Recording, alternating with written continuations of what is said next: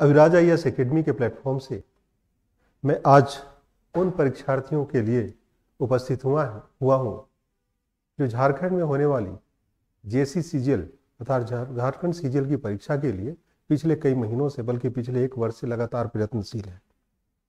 इस परीक्षा की संभावित तिथि की घोषणा बहुत जल्द हो जाएगी, लेकिन सारे छात्र छात्राओं की ये जिज्ञासा होती है कि इन परीक्षाओं में जो प्रश्नों का जो स्वरूप है उसमें नवीनतम बदलाव क्या हो सकता है। तो मैं जहाँ तक बताऊं कि इसमें जो प्रश्न पूछे जाएंगे वो पिछले बार के पूछे गए प्रश्नों से थोड़े भिन्न होंगे, ऐसा मैं इस अपने अनुमान से बता सकता हूं, क्योंकि बदलते हुए हालात में CGL की जो परीक्षा होती है उसके लिए जो पद सृजन किया गया है, जैसे सेक्शन ऑफिसर का पद, तो एक सचिवालय के एक सम्मानजनक पद होता है। तो ऐसी स्थिति में एक दिवसीय परीक्षा होने के नाते प्रश्नों में गुणवत्ता आना स्वाभाविक है। ऐसी स्थिति में ना सिर्फ झारखंड के 40 अंकों के प्रश्न कॉन्सेप्ट बेस्ड होंगे, बल्कि झारखंड के जो इसके अलावे जो जनरल स्टडीज के जो 30 प्रश्न होंगे उनमें भी गुणवत्ता पहले से निखरी हुई होगी। इतना ही नहीं, जनरल साइंस के भी 20 अंकों के प्रश्न जो होंगे वो भी बेसिक साइंसेस को दृष्टिगत रख के बनाए गए होंगे। आज की इस कक्षा में मैं जनरल साइंस को ही केंद्रित करके 20 प्रश्नों की एक कड़ी आपके समक्ष प्रस्तुत करने जा रहा हूं।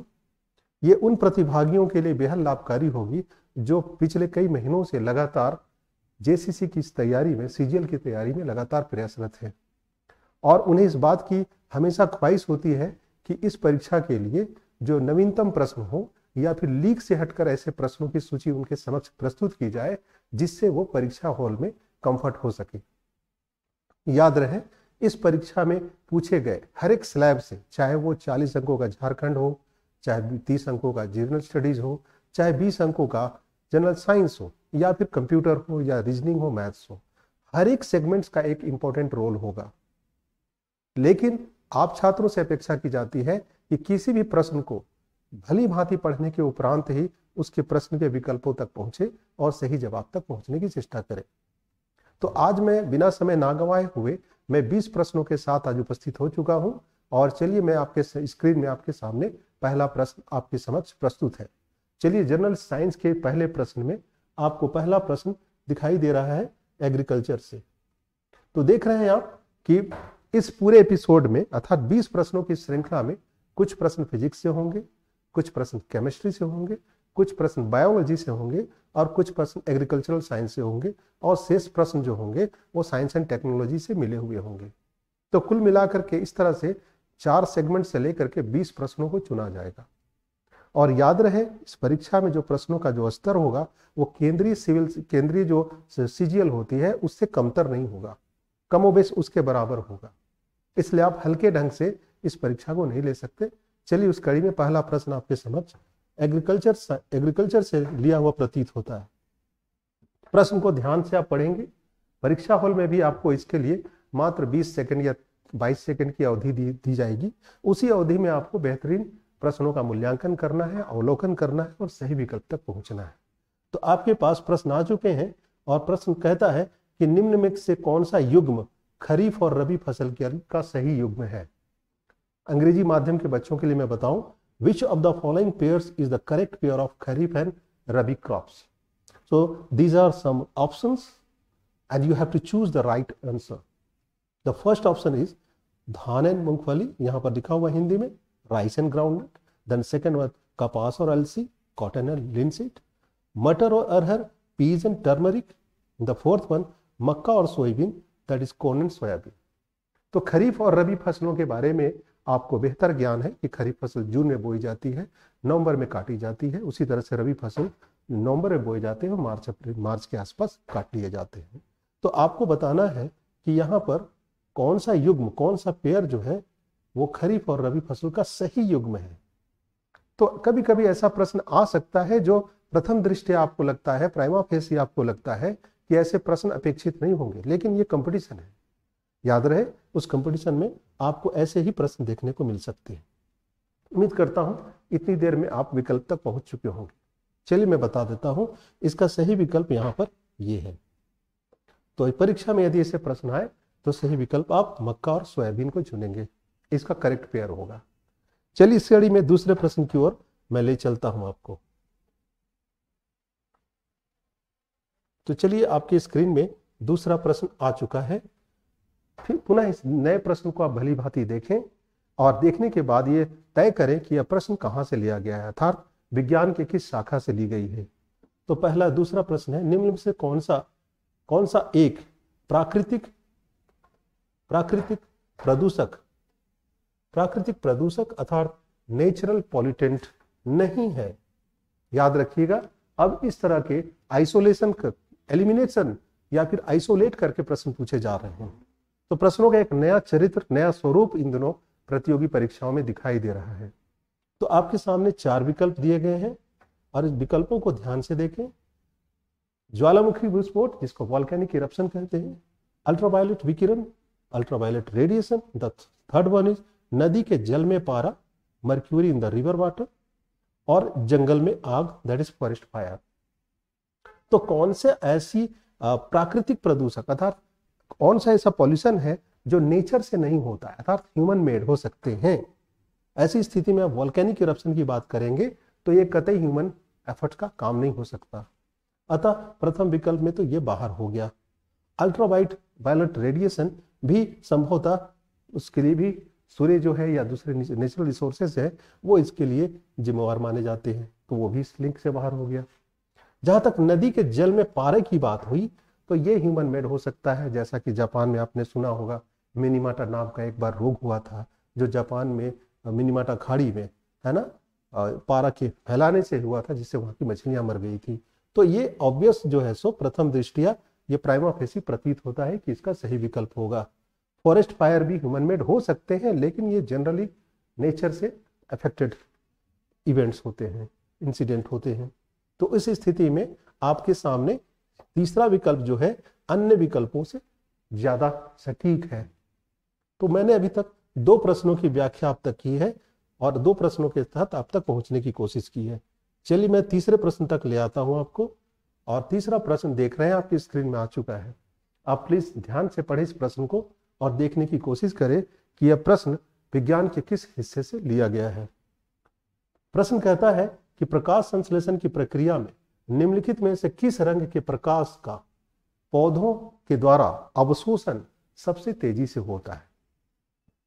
तो यहां यह प्रतीत हो रहा है कि माइक्रो लेवल के प्रश्न अर्थात कॉन्सेप्ट बेस्ड प्रश्नों को परीक्षा में देखने को मिल सकता है आपको, क्योंकि झारखंड में ये 1 दिवसीय परीक्षा है और 1 दिवसीय परीक्षा का जो अपना स्तर होता है उसमें या तो आप इधर रहिएगा या उधर रहिएगा, अर्थात या तो चयन हो जाएगा या तो फिर आप एलिमिनेट हो जाइएगा।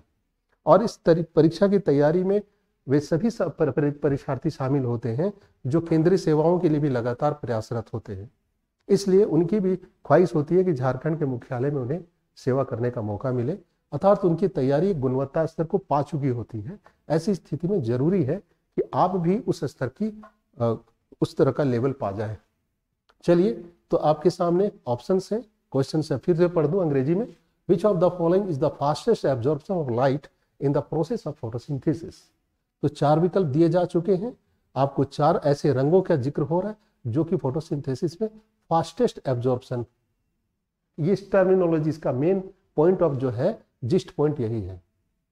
तो ऐसी स्थिति में यदि मैं सही विकल्प की ओर रहूं तो इसका सही विकल्प हो गया आपको नीला और लाल, अर्थात इसका जो सेकंड विकल्प है, बी विकल्प है, इसका सबसे उचित विकल्प होगा, है ना। तो यह प्रश्न कहा जा सकता है कि यह विज्ञान के बायोलॉजी सेक्शन से आप तक पहुंचाने की कोशिश की गई। तो देखेंगे आप परीक्षा में 3 या 4 प्रश्न बायोलॉजी के होंगे, 3 फिजिक्स से होंगे, 3 और 4 इसी तरह से केमिस्ट्री के होंगे। केमिस्ट्री में भी खासकर ऑर्गेनिक केमिस्ट्री के ही प्रश्न आते हैं और उसी तरह से अन्य प्रश्नों को लेकर के 20 प्रश्नों का कलेवर तैयार किया जाता है। तो चलिए इस कड़ी में मैं आपसे चौथे प्रश्न तक पहुंचने की कोशिश कर रहा हूं। तो चौथा प्रश्न आपके स्क्रीन में आ चुका है, देख लेंगे आप ध्यान से और देखने की कोशिश करेंगे कि क्या यह प्रश्न किस हिस्से से है, विज्ञान के किस शाखा से है। तो प्राइमा फेसी ऐसा प्रतीत होता है कि यह बायोलॉजी से लिया गया प्रश्न है। क्वेश्चन आपके सामने है, मानव तंत्र में निम्नलिखित में से कौन सा एक पाचक एंजाइम, है ना, पाचक एंजाइम तथा डाइजेस्टिव एंजाइम नहीं है, यहां पुनः नहीं की नीड की गई है। तो अब देखिएगा कि क्वेश्चन है which of the following is not a digestive enzyme present in the human body. अर्थात इन चार विकल्पों में जो आप चार विकल्प देख रहे हैं उसमें कोई एक ऐसा जिसमें ये विकल्प दिए गए हैं डाइजेस्टिव एंजाइम नहीं है। हो सकता है इन विकल्पों में कोई ऐसा भी हो जो एंजाइम ना होकर के हार्मोन हो। तो ऐसी स्थिति में अगर मैं बात करूं तो आपको ये बताना है कि इनमें से कौन नहीं है। तो मैं बता दूं, जहां तक ट्रिप्सिन की बात है, ट्रिप्सिन भी एक डाइजेस्टिव एंजाइम है जो कि पैनक्रियाज के द्वारा सिक्रीटेड होता है। अर्थात ट्रिप्सिन को भी मैं एंजाइम की सूची में रखूंगा।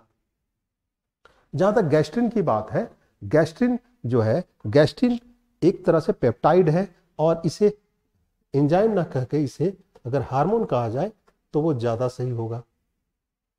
तो गैस्ट्रिन जो है एक प्रकार का हार्मोन माना जाएगा और एंजाइम और हार्मोन दोनों अलग अलग टर्मिनोलॉजी से। ऐसी स्थिति में ये विकल्प मुझे ज्यादा प्रतीत हो रहा है, लेकिन फिर भी आपको शेष विकल्पों तक भी आपकी दृष्टि जानी चाहिए। तो टाइलिन, जहां तक आपको पता है कि जो आप रोटी खाते हैं उस वक्त जो सलाइवा, हमारे जो ह्यूमन बॉडी माउथ में जो सलाइवा होती है उसमें टाइलिन पाया जाता है, वो एक प्रकार का एंजाइम है। उसी तरह से पेप्सिन जो है, पेप्सिन की भी मैं बात करूं, ये स्टमक, हमारे एब्डोमेन जो है वहां से सिक्रीट होता है, तो ये भी क्या हो गया, एंजाइम हो गया। तो ऐसी स्थिति में जो हमारे प्रश्न की जो नीड थी वो फुलफिल हो गई। तो याद रखें, आप परीक्षा में ऐसे ही कॉन्सेप्ट बेस्ड प्रश्न जेसीसी सीजीएल में देखेंगे और कमोबेश ऐसा ही प्रश्न आने वाले दिनों में जब झारखंड में दारोगा की बहाली होगी उस वक्त भी में जो लिखित परीक्षा होगी उस वक्त भी ऐसे गुणवत्ता पर प्रश्नों को देखने का अवसर मिलेगा आपको। तो आप इसे कतई नजरअंदाज ना करें, क्योंकि वन लाइनर क्वेश्चंस का ट्रेंड अब खत्म हो गया। जहां तक मैं जितने अनुभव लेकर मैं आपके समक्ष आता हूं और वर्षों से, लंबे अनुभव से मैं प्रश्नों को संकलित करने की जुगत लगाता हूं, तो मुझे लगता है वन लाइनर प्रश्नों में कुछ ना कुछ बदलाव तो संभावित है। चलिए, ऐसी स्थिति में मैं पांचवें प्रश्न के साथ आप तक पहुंचने की कोशिश कर रहा हूं। पांचवा प्रश्न पुनः आपके स्क्रीन में आ चुका है और देखिए, यह प्रश्न भी कुल मिलाकर बायोलॉजी से ही प्रतीत होता है। आपको पहले स्टेटमेंट देख लेने हैं, फिर मैं कूट के जरिए इसकी व्याख्या बताऊंगा। तो पहले आप देख लें, विच हिंदी में लिखा हुआ है कोशिका के संदर्भ में कौन सा कथन सही नहीं है। तो आप देख रहे हैं एक नए चलन जो है प्रश्नों के स्वभाव में आया है, उसमें नहीं शब्द को अब प्रश्न जो तैयार करने वाली जो टीम होती है वो इस तरह के शब्दावलियों का चयन कर रहे हैं। तो नहीं है, अर्थात which statement is not the correct with respect of cell. कोशिका के संदर्भ में इन चार कथनों में से कौन सा कथन सही नहीं है। तो पहले उन कथनों को देख लिया जाए। अर्थात पहला है, पादप कोशिका का सबसे बड़ा कोशिकांग रसधानी होता है। In English, the largest cell organ of a plant cell is the vacuole. Is it right और नॉट? ओके, ये आपका स्टेटमेंट है। The second statement is the largest cell organs of the animal cell is the nucleus. ठीक है। इसी तरह से तीसरे विकल्प की बात करूं तो chlorophyll is not found in the fungal sales, अर्थात कवक कोशिका में पर्णहरित नहीं पाया जाता है, कथन नंबर 3। उसी तरह से चौथा, प्राय जीवाणु अर्थात बैक्टीरिया कोशिका में पर्णहरित पाया जाता है। तो आप देख करके बता ही सकते हैं कि ऐसे प्रश्नों के जवाब तक पहुंचना तभी संभव हो पाता है जब आप किसी चैप्टर विशेष पर आपकी गहन दृष्टि जाती हो, अर्थात आपकी एकदम कॉन्सेप्ट फिल्टर क्रिस्टल क्लियर जब आपके कॉन्सेप्ट होते हैं तो बेहद सहजता से ऐसे प्रश्न बन जाते हैं।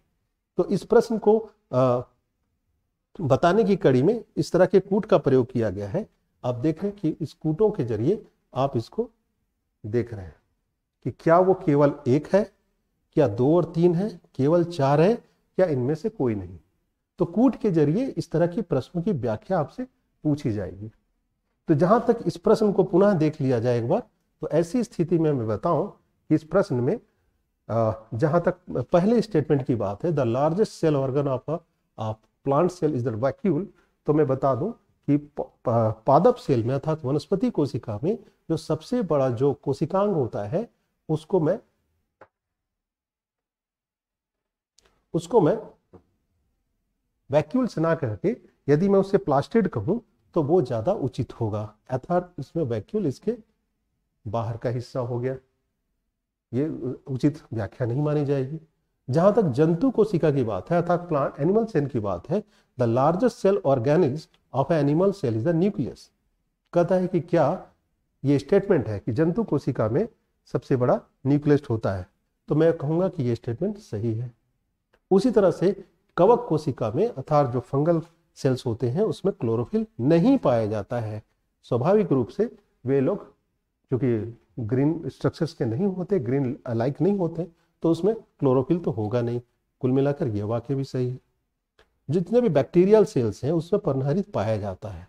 तो ऐसा देखा गया है कि जैसे साइनोबैक्टीरियाज होते हैं, है ना, उसमें पर्णहरित पाया जाता है। तो ऐसी स्थिति में यदि विकल्पों की बात की जाए तो विकल्पों पर आप यदि पहुंचते हैं तो कूट के जरिए यदि विकल्प की बात होती है तो आपके विकल्प में मुझे लगता है कि ये जो होगा पहला वाला जो होगा ये सही माना जाएगा, अर्थात ये जो है नहीं है उसके संदर्भ में। तो इसकी अकेली व्याख्या जो कि नहीं है वो यही होगा, पहला कथन होगा। तो इस तरह से अभी तक मैंने 5 प्रश्नों की व्याख्या कर दी है आपके समक्ष।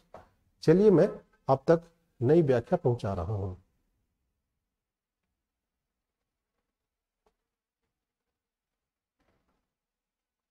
चलिए अब मैं आपके पास छठे प्रश्न तक लेकर पहुंच गया हूं।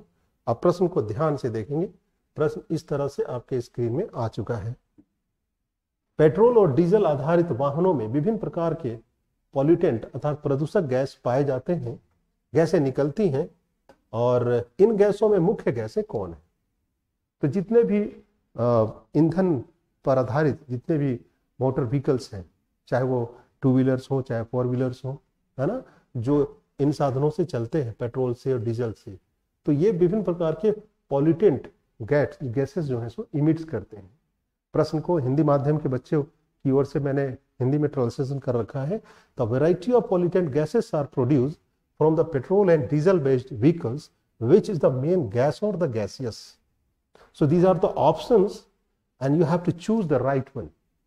Okay, the options are given over here.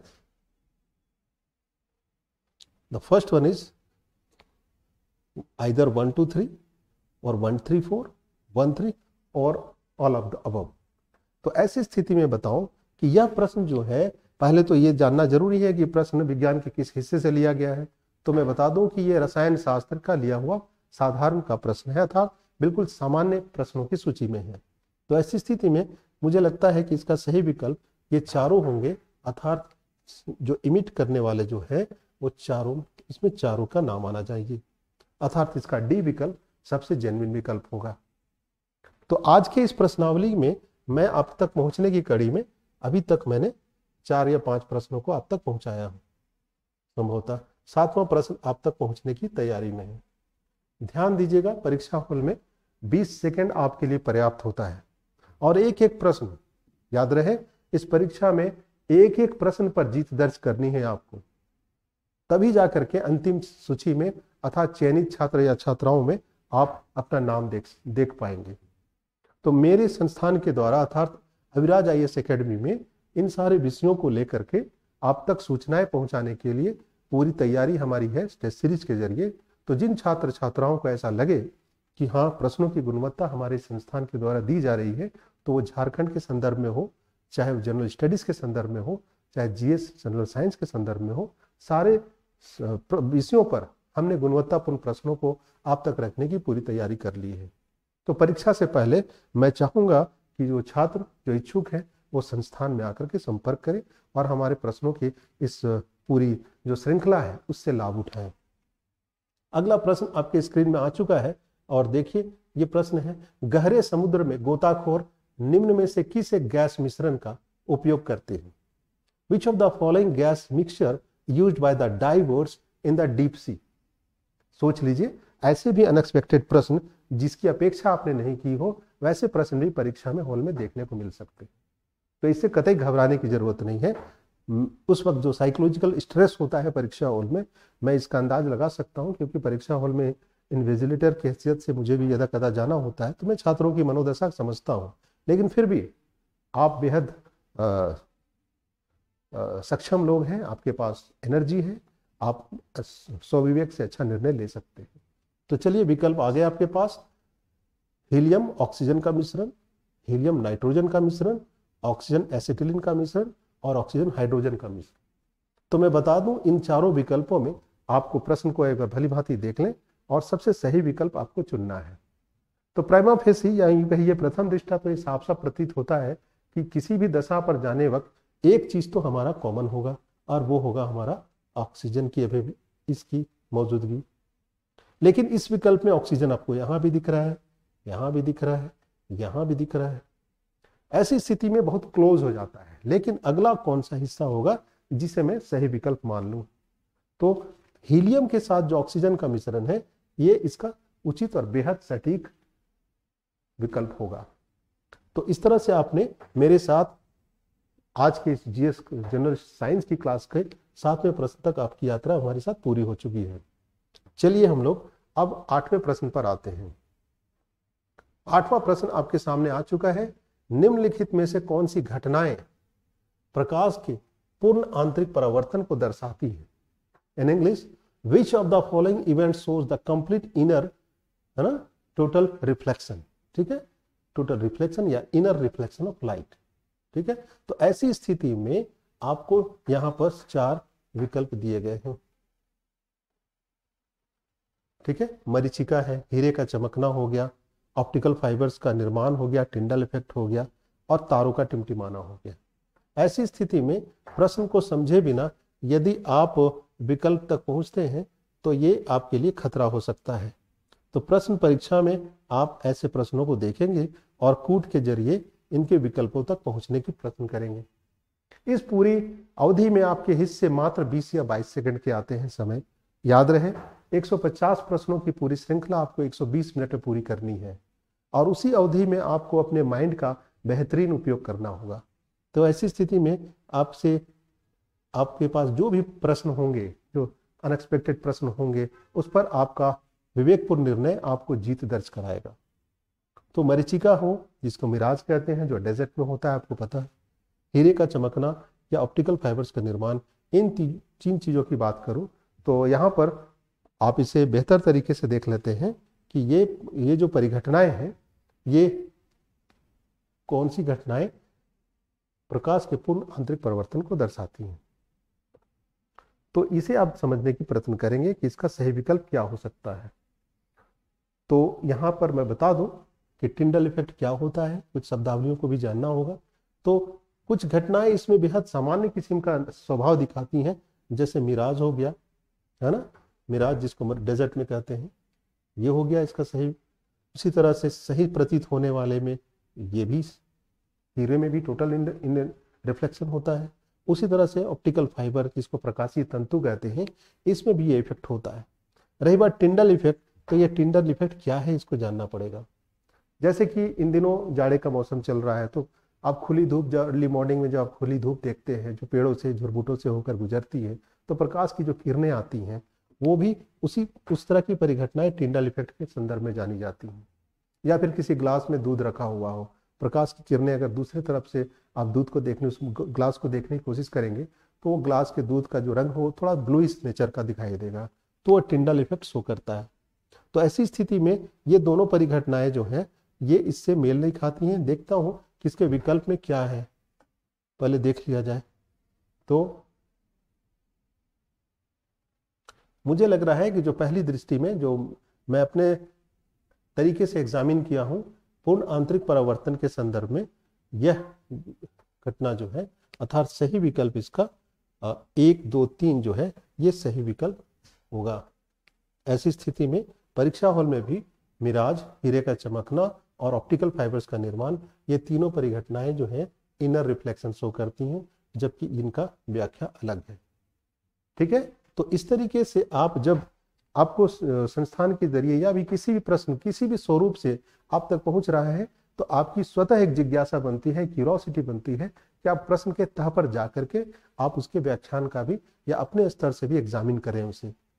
फिलहाल मैंने शिक्षक की हैसियत से आपको मैंने सही विकल्प बताया है। चलिए मैं अगले प्रश्न की ओर आपको ले चलता हूं। तो इस तरह से देखा जाएगा कि परीक्षा में ऐसे भी प्रश्न पूछे जा सकते हैं। 9वां प्रश्न आपकी स्क्रीन में आ गया है। देखिए, सर्किट में, परिपथों में विद्युत धारा मापने के लिए प्रयोग किया जाता है, that is electric current is used to measure in circuit. तो ये कुछ डिवाइसेस हैं, अमीटर के रूप में, वोल्टमीटर के रूप में, पोटेंशियोमीटर के रूप में या हाइग्रोमीटर के रूप में। तो मैं बता दूं, सामान्यतः अमीटर जो है, इसका ही अमीटर, जिसको मैं ऐसे दिखाता हूं, इस तरीके से सर्किट को जोड़ने के लिए अमीटर का प्रयोग होता है। अर्थात किसी भी सर्किट में इलेक्ट्रिक करंट का जो फ्लो हो रहा है उसकी मेजरमेंट करनी हो तो अमीटर ही प्रयोग होता है। लेकिन यहां पर शिक्षक होने के नाते संस्थान की ओर से मुझे यह भी जरूरी है आप तक बताना कि वोल्टमीटर का क्या फंक्शन है, पोटेंशियोमीटर का क्या फंक्शन है और हाइग्रोमीटर का फंक्शन क्या है। तो वोल्टमीटर की जहां तक बात है, किसी भी सर्किट के किसी दो बिंदुओं पर, है ना, मान लीजिए सपोज एक सर्किट है, उसका कोई 2 पॉइंट्स है और उसके 2 पॉइंट्स के बीच में क्या सर्किट फ्लो हो रहा है ना, उन दो बिंदुओं के बीच में जो पोटेंशियल डिफरेंस है उसको यदि मेजर करना हो, अर्थात विभवांतर को मेजर करना हो, तो ऐसी स्थिति में वोल्टमीटर का प्रयोग किया जाता है। ठीक है। इसी तरह पोटेंशियोमीटर की बात की जाए तो इसका यूजेस सर्किट्स के, किसी गिवन सर्किट्स का जो पोटेंशियल है, कितनी पोटेंशियल के साथ एनर्जी जा रही है, इलेक्ट्रिक एनर्जी जा रही है, उस पोटेंशियल को मेजर करने के लिए पोटेंशियोमीटर का इस्तेमाल होता है। जैसे कि रेडियो वगैरह में वॉल्यूम बढ़ाने घटाने के संदर्भ में पोटेंशियल का ही मेजरमेंट होता है, तो वहाँ पोटेंशियोमीटर लगा रहता है उसमें सर्किट के साथ। जहाँ तक हाइग्रोमीटर की बात है, तो हाइग्रोमीटर जो है आर्द्रता मापी होती है, अर्थात ह्यूमिडिटी मेजरमेंट के लिए की जाती है। तो ऐसी स्थिति में सही विकल्प मैंने बता दिया कि अममीटर जो है इसका सही विकल्प होगा। तो आज के इस जीएस जनरल साइंस के प्रश्नों की कड़ी में मैं 9वें प्रश्न तक आप तक पहुंचा चुका हूं। चलिए हम लोग 10वें प्रश्न तक पहुंचने की कड़ी में देखते हैं कि नया प्रश्न हमारी स्क्रीन में क्या है। चलिए, पुनः एक प्रश्न आ गया जो मैंने कहा थोड़ी देर पहले कि मेरे द्वारा जो संकलित प्रश्न होंगे वो प्रश्न थोड़े से लीक से हटकर होते हैं, जो शुरू से मेरी अपनी हैबिट का हिस्सा है। और मैं ऐसा कह के बच्चों को डराना नहीं चाहता हूं, परीक्षार्थियों को डराना मेरा उद्देश्य नहीं है। मेरा उद्देश्य ये है कि यदि राजकीय परीक्षा सम्मानजनक पद पर आपका चयन होना है तो आपकी पढ़ाई का जो स्ट्रेंथ है, जो रेंज है, वो कमोबेश एटलीस्ट एनसीईआरटी के 6th क्लास से लेकर के 10वीं तक के एनसीईआरटी के हर एक सेगमेंट्स पर आपको देखना ही पड़ेगा, तभी जाकर अंतिम रूप से आप चयनित हो सकते हैं। चलिए 10वें प्रश्न के साथ आप आ चुके हैं। कोबाल्ट 60 आमतौर पर विकिरण, जिसको रेडिएशन थेरेपी कहते हैं, उसमें प्रयुक्त होता है क्योंकि यह इमिट्स करता है, उत्सर्जित करता है। तो क्वेश्चन है कि cobalt 60 is usually used to radiation therapy as emit what type of rays. There are 4 options before you, alpha rays, beta rays, gamma rays and X rays. तो आपको इन विकल्पों में बताना होगा कि कौन सा विकल्प सही है। तो आप देख लें इसको ध्यान से, और आपको मैं बताने की कोशिश कर रहा हूं कि जहां तक गामा रेज की बात है, ये इलेक्ट्रोमैग्नेटिक वेव्स है, ये वाली इलेक्ट्रोमैग्नेटिक।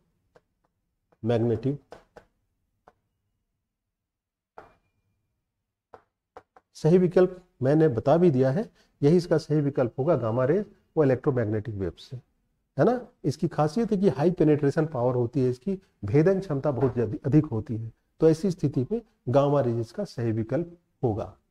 ठीक है, तो रेडिएशन थेरेपी में इसका इस्तेमाल होता है। चलिए अब चलते हैं हम लोग अगले प्रश्न पर, अर्थात हमारी प्रश्न की यात्रा आपको 11वें नंबर पर हम लोग पहुंच चुके हैं। सूची 1 और सूची 2 के साथ सुमेलित करें। इसी तरह से मैच द कॉलम्स के आधार पर भी कुछ प्रश्नों को दिया जाएगा। अर्थात देख लीजिए लिस्ट में, बीसीजी जो type of injection, DPT bacillus, है ना, कैलामाइट गुआरिन जिसको कहते हैं, डिप्थेरिया, ठीक है, और ये टेटनस, और ये जो पी नंबर जो है आप इसको भी समझ सकते हैं कि पोलियो जो है। तो 3 ये इसके संदर्भ में भी जो इंजेक्शंस है वो किसी अवधि पर, अर्थात जन्म लेने के उपरांत एक निश्चित अवधि में इस तरह की इंजेक्शंस फीड किए जाते हैं, बच्चे को दिए जाते हैं। एक टाइफाइड है, एक चिकन पॉक्स है, तो उसकी अवधि बताई गई है कि किस टाइम फ्रेम में इस तरह की मेडिसिन दिए जाते हैं। तो इसका सही विकल्प आपके पास ऑप्शन में है, आप देख सकते हैं इस तरह से ऑप्शंस बताए गए हैं आपके पास।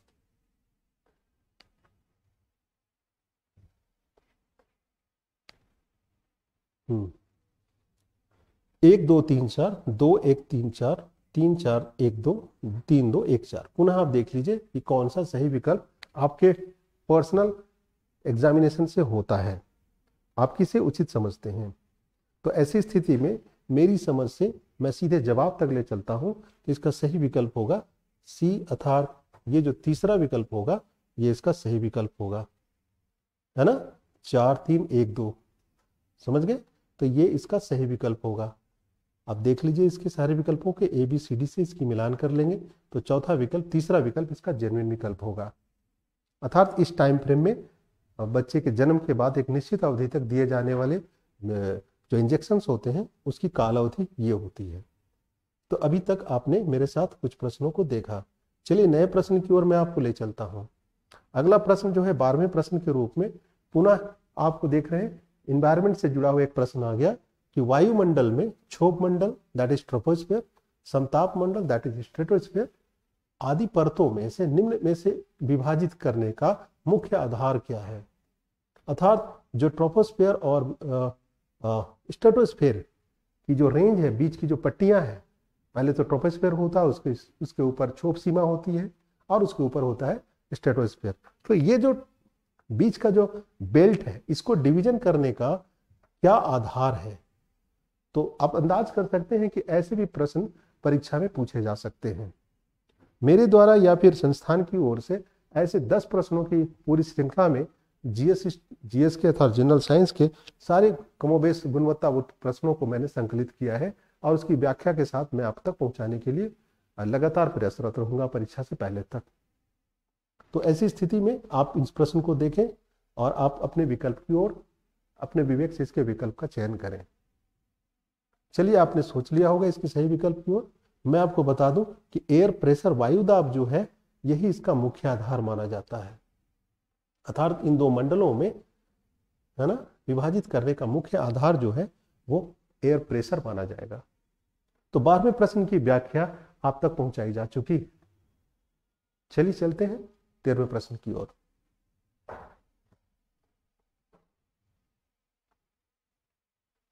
पुनः एक प्रश्न फिर आगे आपके स्क्रीन में, और इस बार निसंदेह यह प्रश्न बायोलॉजी से दिया हुआ प्रतीत हो रहा है। प्रश्न पढ़ लें आप कि मानव शरीर में संक्रमण को रोकने के लिए, है ना, जिस तरह के इन्फेक्शंस होते हैं ह्यूमन बॉडी में, जैसे बीच में कोरोना का इन्फेक्शन हुआ था, तो इन्फेक्शन को रोकने की मदद करने वाला जो विटामिन है, जो विटामिन है, निम्न में से कौन है। अर्थात the vitamins which helps to prevent the infection in the human body is, which one of the vitamins is helpful to prevent the infection in human body? The first option is vitamin D, A, vitamin B, vitamin C or the vitamin D. Choose the right answer.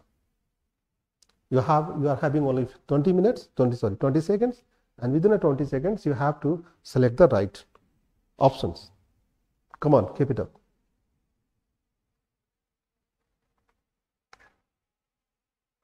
So the answer is, the real answer is this one, that is vitamin D.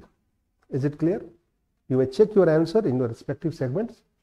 Okay, our next, the 14th one, healthy body. How, प्रश्न है 14 number, स्वस्थ मानव के शरीर में रक्त की कुल मात्रा कितनी होती है। That is, how much is the total volume of blood in the body of a human body. That is, कुल मात्रा, रक्त की परसेंटेज पूछ रहा हूं मैं, परसेंटेज पूछ रहा हूं। तो यहां पर देख रहे हैं जो हेल्दी ह्यूमन बीइंग होते हैं उसके शरीर के वजन का कितना प्रतिशत होना चाहिए रक्त की मात्रा। क्या शरीर के वजन का 10%, शरीर के वजन का 18%, या शरीर के वजन का 7%, या शरीर के वजन का 5%। विकल्प को ध्यान से देखें और सही विकल्प तक आप अपनी पहल बताएं। उम्मीद करता हूं इतनी देर में आप विकल्प तक पहुंच चुके होंगे। चलिए मैं ही बता देता हूं आपको। तो इसके सही विकल्प होगा ये पहला वाला, अर्थात जो भी शरीर का वजन है उसका 10% जो है सो उसके शरीर में ब्लड होना चाहिए। वैसे ऐसी आप जानते ही होंगे कि ह्यूमन बॉडी में एटलीस्ट 5 लीटर्स का ब्लड किसी भी हेल्दी बॉडी के लिए ये बेसिक रिक्वायरमेंट्स होती है। तो इस तरह से वन लाइनर प्रश्न भी परीक्षा में देखे जाएंगे और आपको घेरने की कोशिश होगी, आपकी हेल्दी अप्रोच को पकड़ने की कोशिश होगी कि आप कितने अपने सराउंडिंग से अवेयर हैं। याद रखिए, जब आप सिलेबस देखते हैं या परीक्षा का नोटिफिकेशन देखते हैं तो उस नोटिफिकेशन में एक शब्द वाक्य लिखा रहता है कि परीक्षा में वैसे प्रश्न पूछे जाएंगे जो किसी भी स्नातक से अपेक्षा की जाती है और जो उसके सराउंडिंग्स के इर्द गिर्द हो रही घटनाओं के पर केंद्रित होता है। लेकिन अफसोसजनक बात यह है कि जितने भी परीक्षार्थी इस परीक्षा में शामिल होते हैं वो इस तरह के निर्देशों को पढ़े बिना दिशाहीन अध्ययन की ओर अपना रफ्तार पकड़ लेते हैं, लेकिन वह मूल्यांकन करना भूल जाते हैं कि आखिर मैं कितने पानी में हूं। ऐसी स्थिति में हमारी ओर से ये आप तक पहुंचने की कोशिश हो रही है ताकि बेहतरीन तरीके से प्रश्नों का और उसका जवाब आप तक पहुंचाया जा सके। चलिए 15 प्रश्न आपके पास आ चुका है, देखेंगे भलीभांति प्रश्न को। बायोगैस में मुख्यतः होती है, the biogas consist mainly of carbon dioxide and hydrogen, hydrogen and methane, carbon dioxide and methane and hydrogen and oxygen. तो ये है प्रश्न आपके पास। तो आपके पास देखिए बड़े ही क्लोज ऑप्शंस हो सकते हैं परीक्षा हॉल में कि इस टर्मिनोलॉजी के अंतर्गत आखिर कौन कौन से सेगमेंटेड गैसेस हैं जो कंपाइल करते हैं बायोगैस को। तो मैं बता दूं, बायोगैस का इसमें सही विकल्प होगा ये सी ऑप्शन जो है ये। उसमें कार्बन डाइऑक्साइड की मात्रा 25% और मीथेन की मात्रा 75% होती है। इस स्थिति में इन चारों विकल्पों में सबसे जेन्युइन विकल्प प्रश्न संख्या 15 का सी प्रतीत होता है। तो इस तरह से हमारी यात्रा अब 15वें प्रश्न पर हो चुकी है पूरी। चलिए कुछ और 5 प्रश्न शेष रह गए हैं। छठा प्रश्न फिर अपनी गुणवत्ता लेकर आप तक पहुंच चुका है और फिजिक्स से प्रतीत होता है। साबुन के बुलबुले के अंदर का दाब, ठीक है, क्या होता है? The pressure inside the soft bubble is either more than atmospheric pressure, less than atmospheric pressure, equal to atmospheric pressure and the half of atmospheric pressure. In Hindi, वायुमंडलीय दाब से अधिक होता है, क्या वायुमंडलीय दाब से कम होता है, क्या वायुमंडलीय दाब के बराबर होता है, या वायुमंडलीय दाब का आधा होता है। इन 4 विकल्पों में कोई एक विकल्प होगा जो इस प्रश्न से जुड़ा हुआ प्रतीत हो रहा है। तो जरा ध्यान से देखा जाए और इस प्रश्न के अंत तक पहुंचा जाए। तो इसका सही विकल्प होगा वायु दाब से अधिक होता है। ठीक है, ये हो गया प्रश्न संख्या 16 की व्याख्या, सांकेतिक व्याख्या, है ना। समस्त व्याख्या हमारे संस्थान में पीडीएफ के जरिए बच्चों तक पहुंचाने की मेरी कोशिश हो गई है कि वो सारी चीजें विधिवत पहुंचाए जाए और जो बच्चे हमारे संस्थान में एडमिशन ले रहे हैं उन तक ये व्याख्या जो है सो एक्सप्लेनेशन के साथ पहुंचा रहा हूं मैं। अगला प्रश्न आप तक पहुंचाने की कड़ी में मैं छठे प्रश्न 17वें प्रश्न तक आ रहा हूं, अर्थात आज का कंक्लूड होने की तैयारी में हूं। पायरोमीटर इज अ प्रयोग, पायरोमीटर का प्रयोग कहां होता है? So pyrometer used to perform either to measure depth और to measure humidity, to measure temperature और टू मेजर हाइट। तो पायरोमीटर जो भी डिवाइस है इसका इस्तेमाल कहां होता है?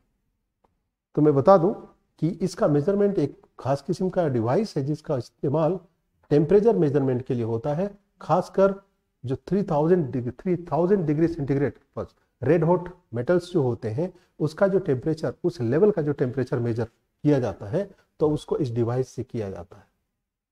तो देख सकते हैं कि थोड़े एडवांस किस्म के प्रश्न भी परीक्षा में देखने को मिल सकते हैं। तो आज जो मैं 20 प्रश्नों की श्रृंखला जो आप तक पहुंचा रहा हूं उसके 17वें प्रश्न तक मैं पहुंच चुका हूं। चलिए मैं आप तक पहुंचने की कड़ी में 18वें प्रश्न तक पहुंच रहा हूं। ऐसा ही कमोबेश प्रश्न आपसे पूछे जाएंगे और मेरे द्वारा, संस्थान के द्वारा इस तरह के प्रश्नों के जरिए आपका गुणवत्ता और आपके मूल्यांकन कराने की कोशिश होगी। उम्मीद करता हूं कि मेरे इस वीडियोस के जरिए आप लाभान्वित होंगे और बहुत सारी जानकारियों के तहत आप अपने मित्रों तक हमारी वीडियोस को सब्सक्राइब करेंगे और लाइक करेंगे और मित्रों तक साझा भी करेंगे ताकि शेष वीडियोस के जरिए मैं और भी बेहतरीन प्रश्नों को आपके समक्ष रख सकूं। चलिए 18वें प्रश्न में फिर मैं पहुंच चुका हूं और इस बार का यह प्रश्न है, न्यूक्लियर रिएक्टर के निर्माण में निम्न में से कौन से ऐसे तत्व हैं जिसका होना मैंडेटरी है? शब्द को ध्यान दीजिएगा, मैंडेटरी का पूछा जा रहा है, तो थोड़े से एडवांस डिसिप्लिन पर यह प्रश्न आ गया है। यहां पर जो भी आपके पास ऑप्शंस दिखाई दे रहे हैं, एक कोबाल्ट है जो रेडियो एक्टिव एलिमेंट्स माना जाता है, निकेल है, इसकी भी अपनी कोई भूमिका होगी, जर्कोनियम है, ये भी है, और टंगस्टन भी है।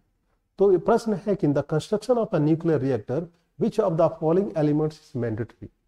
तो आपको यहाँ इस विकल्पों में कोई एक ऐसा विकल्प है जिसकी अनिवार्यता न्यूक्लियर रिएक्टर में होती ही होती है। तो मैं आपके जवाब तक पहुंचा दूं पहले, जर्कोनियम एक ऐसा एलिमेंट है जो मेटल्स कह सकते हैं, जो कि 98% इसकी उपयोगिता होती है न्यूक्लियर रिएक्टर में। अर्थात न्यूक्लियर रिएक्टर का जो कंस्ट्रक्शन होता है उसको बनाने में जर्कोनियम की पूरी भूमिका होती है 98%, क्योंकि ये न्यूट्रॉनों को एब्जॉर्ब नहीं करता है। तो ऐसी स्थिति में इसकी भूमिका तुलनात्मक दृष्टि से शेष दूसरे विकल्पों से ज्यादा है। तो प्रश्न के जवाब में अनिवार्य शब्द के अंतर्गत इसकी व्याख्या हो गई। चलिए मैं आपको प्रश्न संख्या 19 तक लेकर चलता हूं, अर्थात आज के सेशन का सेकंड लास्ट प्रश्न। जब कोई व्यक्ति, प्रश्न जरा ध्यान से देखिएगा, ये अर्थात मेंटल अलर्टनेस को ध्यान में रखिए, कॉमन सेंस की ओर आपको ले जाने की कोशिश है। जब झूले पर बैठा हुआ कोई व्यक्ति हो, चाहे कोई बच्चा हो, यदि उस पर खड़ा हो जाए चलते हुए हालत में, तो झूले का दोलन अर्थात जो उसका ऑसिलेशन है वो क्या होगा। तो प्रश्न को ध्यान से देखेंगे। The frequency of oscillation of a swing when someone sitting on the swings in on it either decreases और इंक्रीजेस, द बिकम्स इनफाइनाइट और there is no change on it. अर्थात जब कोई झूले पर बैठा व्यक्ति उस पर झूलते हुए हालत पे खड़ा हो जाए तो उसकी आवृत्ति में किस तरह की स्थितियां बदलती हैं।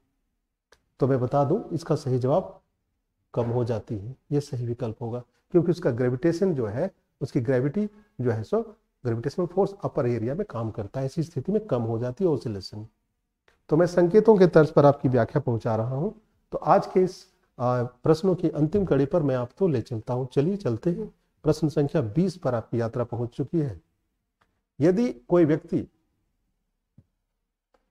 Rickets, it's a kind of disease, यदि कोई व्यक्ति रिकेट से पीड़ित है तो व्यक्ति में इसका मतलब है किस चीज की कमी है, कौन से विटामिन की कमी है। तो रिकेट्स आपको पता है कि सूखे की बीमारी कहते हैं, जिसके सिम्टम्स है कि मांसपेशियों का, हड्डियों का टेढ़ापन इसकी प्राथमिक लक्षण है।